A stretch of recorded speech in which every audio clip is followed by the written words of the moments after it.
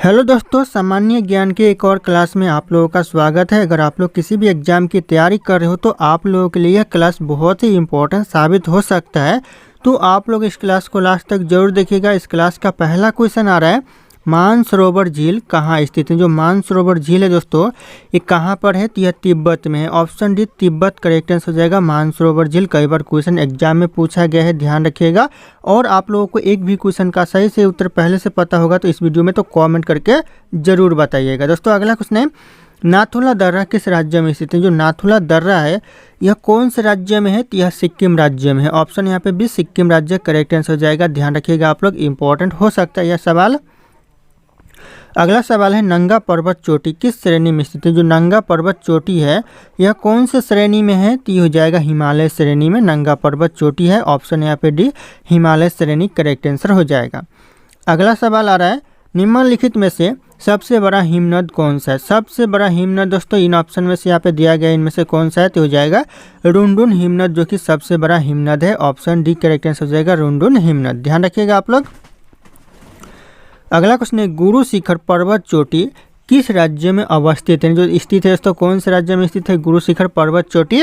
यह राजस्थान राज्य में है। ऑप्शन बी राजस्थान राज्य करेक्ट आंसर हो जाएगा।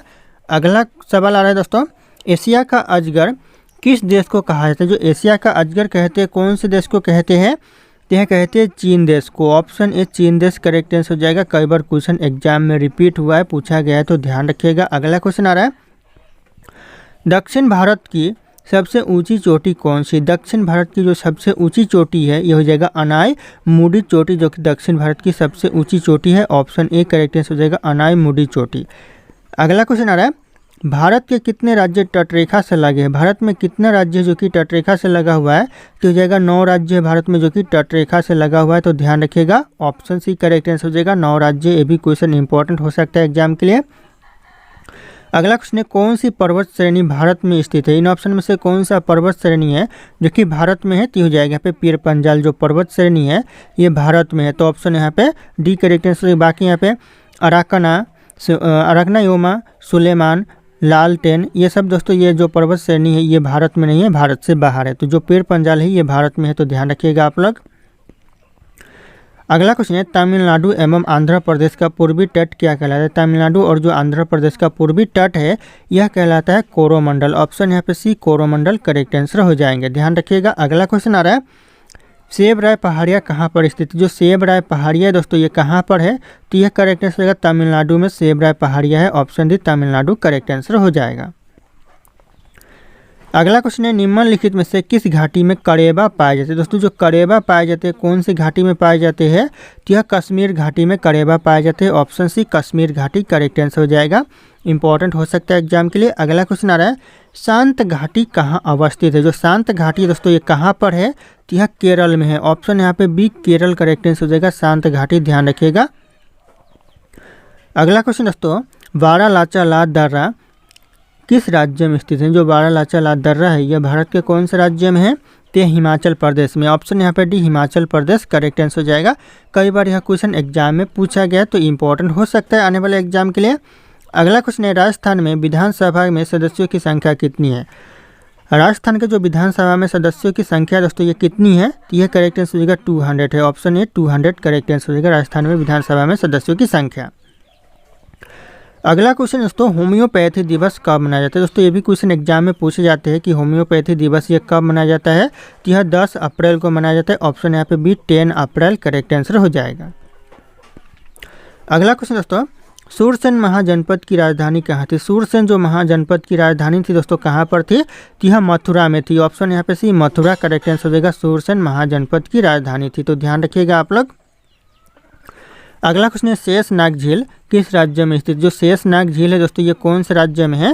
तो यह करेक्ट आंसर हो जाएगा जम्मू कश्मीर राज्य में शेषनाग झील है। ऑप्शन ए करेक्ट आंसर हो जाएगा जम्मू कश्मीर राज्य। अगला क्वेश्चन दोस्तों, गुजरात की जीवन रेखा किस नदी को कहा जाता है। जो गुजरात की जीवन रेखा कहा जाता है यह कहा जाता है दोस्तों नर्मदा नदी को। ऑप्शन यहाँ पे ए नर्मदा नदी करेक्ट आंसर हो जाएगा। ध्यान रखिएगा गुजरात की जीवन रेखा कहा जाता है।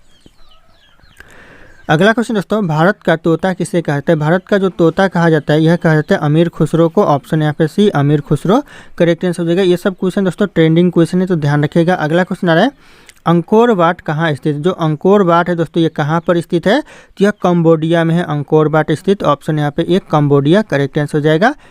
अगला क्वेश्चन दोस्तों आ रहा है, मोहनजोदड़ो का स्थानीय नाम क्या है? मोहनजोदड़ो का जो स्थानीय नाम है ये हो जाएगा मृतकों का टीला है। ऑप्शन यहाँ पे सी मृतकों का टीला करेक्ट आंसर हो जाएगा।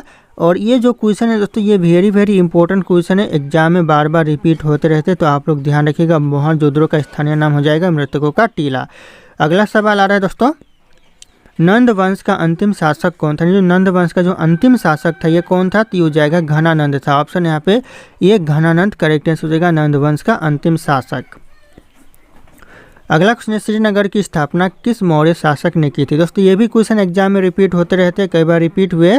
श्रीनगर की जो स्थापना किया था कौन से मौर्य शासक ने? तो ये हो जाएगा करेक्ट आंसर, अशोक ने किया था श्रीनगर का स्थापना।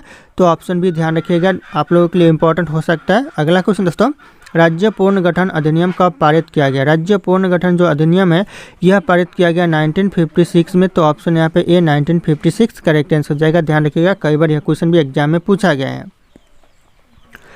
अगला क्वेश्चन है दोस्तों, भारत के एकल नागरिकता की अवधारणा कहाँ से प्राप्त हुई? भारत में जो एकल नागरिकता की जो अवधारणा प्राप्त हुई कहाँ से दोस्तों प्राप्त हुई या फिर अपनाई गई दोस्तों? तो यह इंग्लैंड से अपनाई गई एकल नागरिकता की अवधारणा। यानी यहाँ पे आप लोगों को डबल नागरिकता नहीं मिल सकती, यहाँ पे सिंगल नागरिकता की अवधारणा है जो कि इंग्लैंड से अपनाई गई है। अगला क्वेश्चन दोस्तों, रेड डाटा बुक किससे संबंधित? जो रेड डाटा बुक है दोस्तों जो यह किससे संबंधित है? तो हो जाएगा विलुप्ति के करीब जीव से। ऑप्शन यहाँ पे सी हो जाएगा, जो खत्म हुए जो जीव है उनके जीव से करीबी से दोस्तों ध्यान रखिएगा, जो जीव खत्म होते जा रहे हैं उनके करीबी से, तो ध्यान रखिएगा आप लोग। अगला क्वेश्चन आ रहा है, भारतीय गैंडा कहाँ संरक्षित है? जो भारतीय गैंडा है दोस्तों ये कहाँ पर संरक्षित है? तो यह करेक्ट आंसर हो जाएगा, काजीरंगा नेशनल पार्क में भारतीय गैंडा संरक्षित है। तो ऑप्शन यहाँ पे डी करेक्ट आंसर हो जाएगा। और ये जो काजीरंगा नेशनल पार्क है ये कहाँ पर स्थित है? तो यह असम में है। ध्यान रखिएगा, असम राज्य काजीरंगा नेशनल पार्क के लिए फेमस है, तो ध्यान रखना आप लोग। अगला क्वेश्चन आ रहा है, अंतर्राष्ट्रीय न्यायालय का मुख्यालय कहाँ पर स्थित है? यानी जो अंतर्राष्ट्रीय न्यायालय का जो मुख्यालय है ये हो जाएगा हैंग में है। ऑप्शन यहाँ पे ये हैंग करेक्ट आंसर हो जाएगा, अंतर्राष्ट्रीय न्यायालय का मुख्यालय स्थित है। अगला क्वेश्चन है, संयुक्त राष्ट्र सुरक्षा परिषद में कुल कितने स्थायी सदस्य? संयुक्त राष्ट्र सुरक्षा परिषद में जो कुल स्थायी सदस्य कितने हैं? तो ये जाएगा 5 है। ऑप्शन यहाँ पे बी 5 करेक्ट आंसर हो जाएगा। अगला क्वेश्चन है, पुष्कर मेला कहाँ आयोजित किया जाता है? पुष्कर मेला दोस्तों ये कहाँ पर आयोजित होता है? तो यह अजमेर में होता है। ऑप्शन यहाँ पे सी अजमेर करेक्ट आंसर हो जाएगा। ध्यान रखिएगा आप लोग। अगला क्वेश्चन दोस्तों, टाइटन किस ग्रह का उपग्रह है? जो टाइटन है ये कौन से ग्रह का उपग्रह है दोस्तों? तो ये हो जाएगा शनि ग्रह का उपग्रह टाइटन है। तो ऑप्शन यहाँ पे डी शनि ग्रह करेक्ट आंसर हो जाएगा।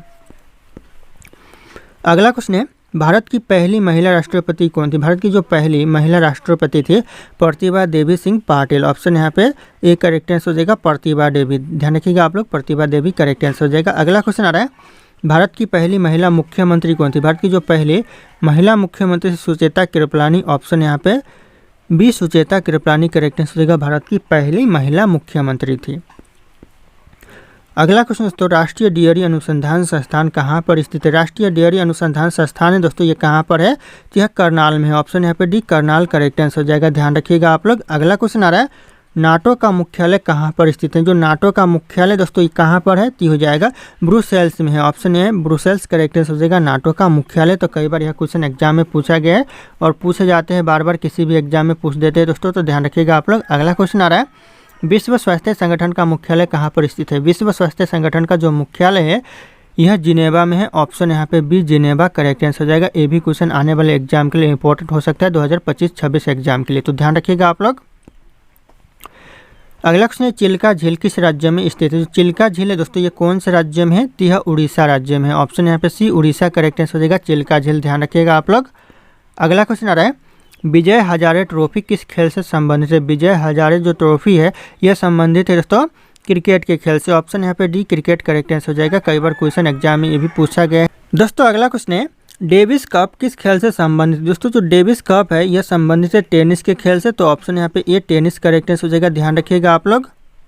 दोस्तों ये मेरा टेलीग्राम चैनल है जिस पे मैं रोज़ एक से बढ़कर एक क्विज शेयर करता हूं जो कि आपके एग्जाम में 4 चांद लगा सकता है। तो आप लोग इस टेलीग्राम चैनल को ज्वाइन कर लीजिएगा दोस्तों। और ये मेरा इंस्टाग्राम चैनल है, अगर आपके पास कोई डाउट है मुझसे पूछना चाहते तो आप लोग मुझे इंस्टाग्राम पे फॉलो करके मैसेज कर सकते हैं, अपना डाउट पूछ सकते हैं। इंस्टाग्राम और टेलीग्राम का लिंक वीडियो के डिस्क्रिप्शन में आप लोगों को मिल जाएगा, डायरेक्ट वहाँ से फॉलो कर लीजिएगा। दोस्तों अगला क्वेश्चन है, जादू गोरा की खान किसके लिए प्रसिद्ध है? जो जादू गोरा की खान है ये किसके लिए प्रसिद्ध है?